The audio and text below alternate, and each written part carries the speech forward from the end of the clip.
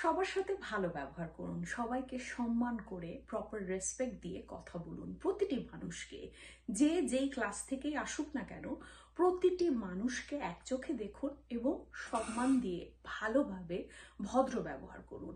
যেই মানুষটি আপনাকে প্রচন্ড কষ্ট দিয়েছে, প্রচন্ড আঘাত দিয়েছে মনে, তার সাথেও ভালো ব্যবহার করুন যদি পথে দেখা হয়ে যায়। আমরা যখন একটি মানুষের সাথে অতিরিক্ত ভালো ব্যবহার করি, তখন বাড়িতে এসে আমরা নিজেদের চোখে অনেক উপরে উঠে যাই। আমাদের কাছে মনে হয় এই মানুষটি এত খারাপ ব্যবহার করেছে আমার সাথে, কিন্তু আজ আমি তার সাথে যখন দেখা হয়েছে অত্যন্ত ভালো ব্যবহার করেছি।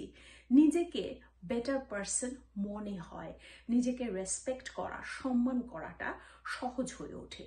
নিজের জীবনকে ভালোবাসুন, জীবনটা অনেক সুন্দর। 4 দিনের জন্য আমরা এই পৃথিবীতে আসি। কোনো মানুষ সম্বন্ধে কটু কথা বলবেন না, কারো নিন্দা করবেন না, কোনো মানুষের খারাপ চাবেন না। আমরা আমাদের এক্স নিয়ে, যার সাথে আমাদের ব্রেকআপ হয়েছে, যার সাথে আমাদের একটি দৃঢ় সম্পর্ক ছিল কিন্তু সম্পর্কটি কোনো কারণে ভেঙে গিয়েছে, হাজারো স্বপ্ন আমরা দেখেছিলাম, তার সম্বন্ধে অত্যন্ত খারাপ কথা বলে থাকি। প্রায়শই দেখা যায় যে আমরা চাচ্ছি যে আমার এক্স মারা যায় না কেন, আমার এক্সের কোনো খারাপ অসুখ হোক, সে কষ্ট পাক, আমার ভালো লাগবে। দেখুন, আপনি যখনই এগুলো ভাবছেন, এর অর্থ হচ্ছে আপনি আজও মুভ অন করতে পারেননি। মুভ অনের অর্থ হচ্ছে যে আপনি এতটাই আপনার জীবনে ব্যস্ত এবং সুখী আছেন যে তার কথা আপনার মনেও নেই। এটাই হচ্ছে মুভ অন। আপনি যদি সত্যি মুভ অন করতে চান, তাহলে তার এক্সিস্টেন্সটাই আপনার জীবনে থাকার কথা না। আপনি এমনভাবে মুভ অন করতে পেরেছেন, আপনি তার সম্বন্ধে কেউ যদি কোনো কিছু আপনাকে বলেও আপনি খুব স্বাভাবিকভাবে হেসে সেটার উত্তর দিবেন। তার অস্তিত্ব আপনাকে বদার করবে না, তার অস্তিত্ব আপনাকে বিচলিত করবে না। এর মানে হচ্ছে আপনি প্রপারলি মুভ অন করতে পেরেছেন। তার সম্বন্ধে কথা উঠলে খুব স্বাভাবিকভাবে সেটার উত্তর দিবেন। তার সাথে যদি কোনোদিন পথে দেখা হয়ে যায়, তার সাথে খুব ভালো ব্যবহার করবেন। সাধারণত আমরা পথে অপরিচিত কোনো মানুষ সম্বন্ধে কোনো খারাপ কথা চিন্তা করি না বা তার মৃত্যু কামনা করি না, কারণ সেই অপরিচিত মানুষটির থাকা বা না থাকাটা আমার জীবনে কোনো প্রভাব ফেলছে না। সে সুখে থাকলেও আমার কিছু যায় আসে না, এবং সে যদি অসুখী হয় তাহলেও আমার কিছু যায় আসে না, কারণ আমি তাকে চিনিই না। ঠিক সেভাবে আপনি যদি আপনার এক্সকে ডিল করতে পারেন, এক্স সম্বন্ধে ভাবতে পারেন, তাহলে সেদিন বুঝতে পারবেন যে আপনি প্রপারলি মুভ অন করতে পেরেছেন। তার সম্বন্ধে খারাপ চাওয়া মানে হচ্ছে মানুষটিকে আপনি আজও ভুলতে পারেননি। তার সম্বন্ধে কেন খারাপ চাইবেন? সে ভালো থাকুক না, আপনি আপনার মতো ভালো থাকুন। তাই আমরা সবার ভালো চাইবো, সবার সাথে ভালো ব্যবহার করব। আপনি জানেন না যে কার মনে কি চলছে। আমি এখন একটি আপনাদের গল্প শোনাবো, গল্পটি শুনলে আপনারা বুঝতে পারবেন। আমরা খুব সহজে আমাদের নিজেদের মুড কোনো কারণে খারাপ থাকলে অন্যের মুড খারাপ করে দিই। কাউকে একটি কটু কথা বা খারাপ কথা বলে ফেললাম আর তার দিনটি খারাপ করে দিলাম, কিন্তু আমরা এটা চিন্তা করি না যে কারো দিন খারাপ করার কোনো অধিকার আমাদের কিন্তু নেই। আমরা জানি না কার মনে কি চলছে, কে বিশাল পর্বত সমান যুদ্ধ বয়ে নিয়ে যাচ্ছে তার মনে, আমরা কিন্তু তা কিছুই জানি না। আমি এখন আপনাদের একটি গল্প বলছি, আপনারা ব্যাপারটি বুঝতে পারবেন।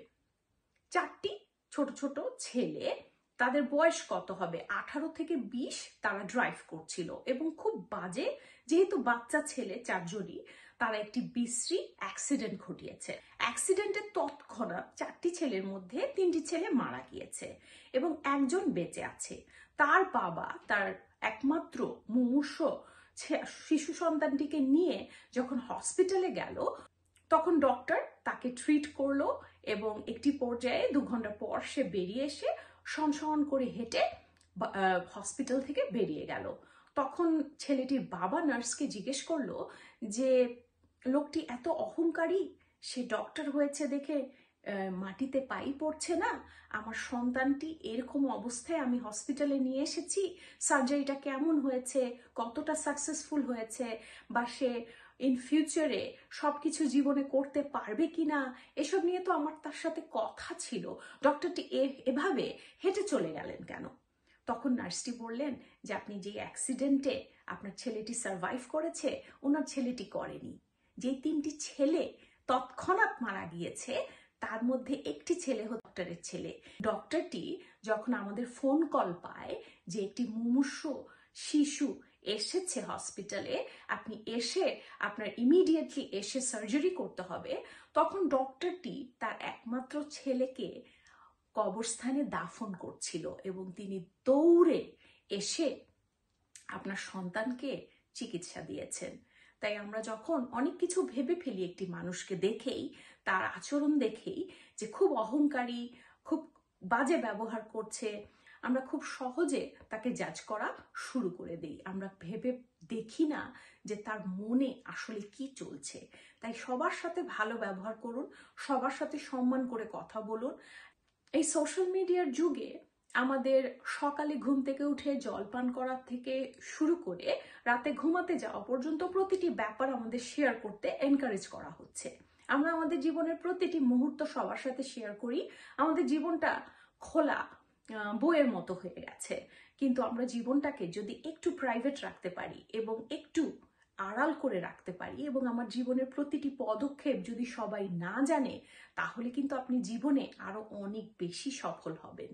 দেখুন, জীবনটা আপনার, আপনি যত বেশি সেটা প্রকাশ করবেন তত আপনার জীবনে বিপদ ঘটবে। মানুষ যদি আঁচি করতে না পারে আপনার পরের পদক্ষেপ কি, তাহলে মানুষ আপনার ক্ষতিও করতে পারবে না। 2020-তে সোশ্যাল মিডিয়ায় একটি পোস্ট দেখেছিলাম, সেখানে একজন নিজের এক্স সম্বন্ধে লিখেছে যে এই প্যান্ডামিকে এত মানুষ মারা যাচ্ছে, আমার এক্স মরে না কেন। দেখুন, মানুষের খারাপ চেয়ে আপনি কখনোই ভালো থাকতে পারবেন না। আপনার এক্সের জায়গায় ভালো থাকুক, আপনি আপনার জীবনে এগিয়ে যান, ভালো থাকুন, তাকে সম্পূর্ণ ভুলে গিয়ে নিজের জীবন নতুনভাবে শুরু করুন। কারো খারাপ চেয়ে, কারো ক্ষতি করে কেউ কোনো দিনও ভালো থাকতে পারেনি। ইতিহাস এটার সাক্ষী আছে। তাই আপনি সবসময় মানুষের ভালো চান, কোনো মানুষের ক্ষতি করার তো চেষ্টা করবেনই না। যখনই সম্ভব হয় মানুষের উপকার করবেন। যারা গরিব দুঃখী মানুষ, যারা দুস্থ মানুষ, তাদের অবশ্যই সাহায্য করবেন। টাকা পয়সা দিয়ে সাহায্য করার সামর্থ্য থাকলে অবশ্যই টাকা পয়সা দিয়ে সাহায্য করবেন। যদি সেটা না থাকে তাহলে বিভিন্নভাবে একটি মিষ্টি ভালো কথা বলেও আমরা একটি মানুষের জীবন সম্পূর্ণ বদলে দিতে পারি। এটাকে বলে এনকারেজ করা। তাই মানুষের সাথে সবসময় ভালো ব্যবহার করুন। জীবনের ছোট ছোট সুন্দর জিনিসগুলোর জন্য গ্রেটফুল থাকুন। এই নীল আকাশটার দিকে তাকিয়ে থাকুন, সবুজ ঘাসের উপর খালি পায়ে হাঁটুন, একটি গোলাপ ফুল দেখে অ্যাপ্রিসিয়েট করুন, আপনি বেলি ফুল বা গাছের নিচে পড়ে থাকা শিউলি ফুল দেখে মুগ্ধ হন। জীবনের এই ছোট ছোট পাওয়াগুলোও কিন্তু অনেক বড় পাওয়া। আমরা অতীত আর ভবিষ্যতের কথা চিন্তা করতে করতে আমাদের বর্তমানকে একেবারেই ভুলে যাই। কিন্তু এটা ভুলে যাই যে বর্তমান ছাড়া কিন্তু আমাদের আর কিছু নেই।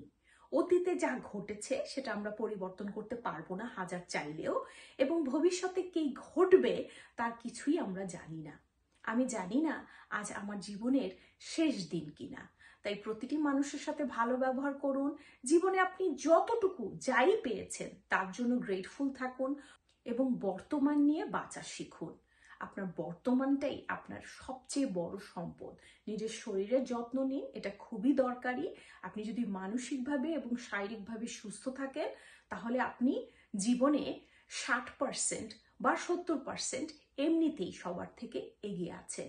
জীবনে আপনাকে সফল হওয়া থেকে কেউ বাধা দিতে পারবে না। নিজের শরীরটাকে অত্যন্ত যত্ন সহকারে শিশুর মতো ব্যবহার করুন। নিজের শরীরের সাথে কখনোই খারাপ ব্যবহার করবেন না। নিজের মানসিক স্বাস্থ্যের জন্য যা যা করা দরকার সবকিছু করুন। নিজেকে রেসপেক্ট করুন, নিজেকে ভালোবাসুন এবং জীবনের ছোট ছোট পাওয়াগুলোর জন্য সবসময় গ্রেটফুল থাকুন। আজ সকালে অনেক মানুষ ঘুম থেকে উঠতে পারেনি, মারা গিয়েছে, কিন্তু আপনি কিন্তু বেঁচে আছেন। তাই তার জন্য গ্রেটফুল থাকুন। এই পৃথিবীটা অনেক সুন্দর। জীবনের ছোট ছোট মুহূর্তগুলোকে নিয়ে বেঁচে থাকার চেষ্টা করুন, সুখে থাকার চেষ্টা করুন। আমরা যখন এই জীবনের শেষ পর্যায়ে চলে আসি, শেষ নিঃশ্বাস নেবার সময় চলে আসে, তখন কিন্তু আমরা হিসেব করি না যে আমাদের ব্যাংকে কত টাকা আছে।